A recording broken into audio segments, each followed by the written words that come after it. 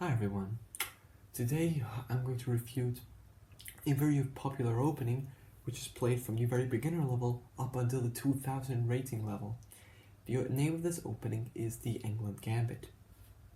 Now, you would probably either have faced it or otherwise have played it yourself. In that case, shame on you, I will reveal your secrets and your life is never going to be the same again. So, stay with me for a second. Let's go. So, you'll probably just know the England Gambit. In case you don't, it's an opening that black can play after white plays d4 and they answer with the move pawn to e5, rightfully given a double question mark by me. Of course, I am an engine. Didn't you know that? Well, now you do. The simple thing is that it just hangs a pawn, plain and simple. And now there are two approaches. One of them is to go knight c6. Knight c6, knight f3, the queen e7, trying to run the pawn back immediately and try to perhaps look for some other tactics to win even more material. Or you can just simply play the modest move pawn to d6, giving the pawn away, parting ways, and trying to say, okay, I have a leading development and I'm fine. So, I'm first going to go with the more popular approach, is to play this position. Now, the move bishop f4 is the most logical move, defending the pawn and keeping hold of it. And now every single creator I've seen just says, this is a bad move, queen b4 check, you're winning now, they're gonna play, I don't know, this, that, and they're gonna sneak in a blunder, and you think you're not gonna notice. Well, at least I'm gonna show you what the stakes in their analysis is. The correct move is bishop d2.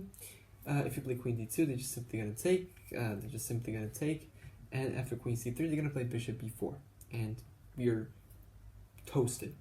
That is right, but if they play bishop d2 after the move queen takes b2, in my opinion, the creators have deliberately avoided other lines. Essentially, they say bishop c3, and after bishop b4, again you're toast. But if you play the very natural knight c3, you're very fine. And now you're attempting to play around with the queen. I'm afraid it could have been better for that one for sure. But yeah, so after knight c3, let's say this black just continues with the pressure. Now we're gonna play rook b1, rook b1, rook b1.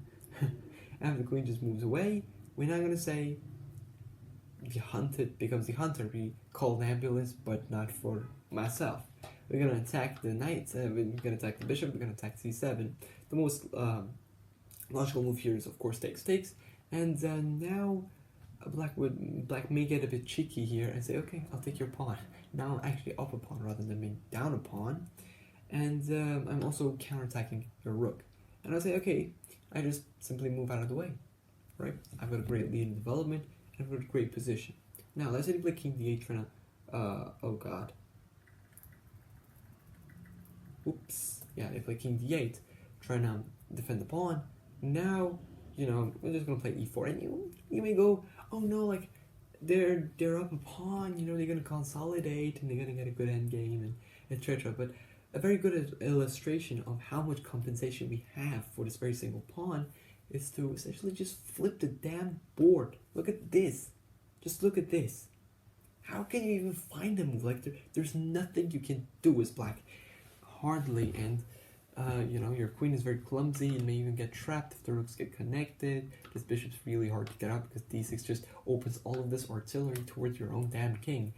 And you just cannot even also bring the knight to its natural square on f6. Of course, you still can find some move. For example, knight e7 here. Bishop e2. Simple. If you take it, just crush you in the center. Let's play rook e8. Now we castle.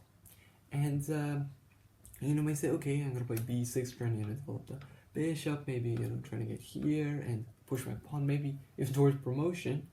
But in this case, I'm going very overzealous, and I'm just simply gonna trap your queen.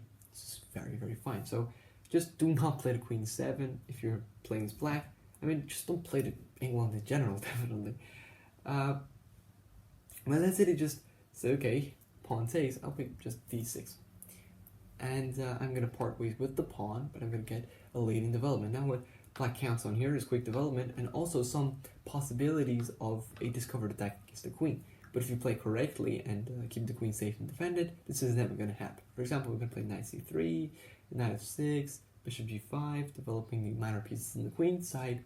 Let's say they play, like h6, bishop f4, bishop h4, castles, knight f3, knight c6. Here we just play e3 and we play bishop e2 short castles. You can also castle long, but you just do not need to really play it so aggressive. You can just play solid and everything will be fine. So yep, that's it. Thanks for watching so far. I hope you learned something from it perhaps.